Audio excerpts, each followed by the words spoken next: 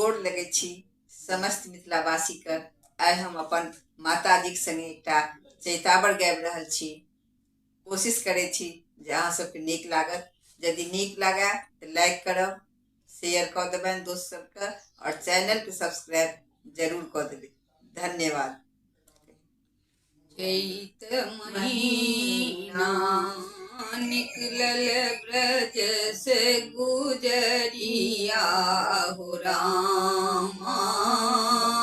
चैत महीना जहाँ जहाँ ग्वालिन रख मटुकिया हो, तहाँ तहाँ ठाड़ कन्हैया हो रामा। चैत महीना तहाँ तहाँ ठाड़ कन्हैया हो रामा। चैत महीना हटी जाहू कुंवर कन्हैया हो। हटी जाहू कुंवर कन्हैया हो। पड़ी जइहन दधी के छिटकिया हो रामा।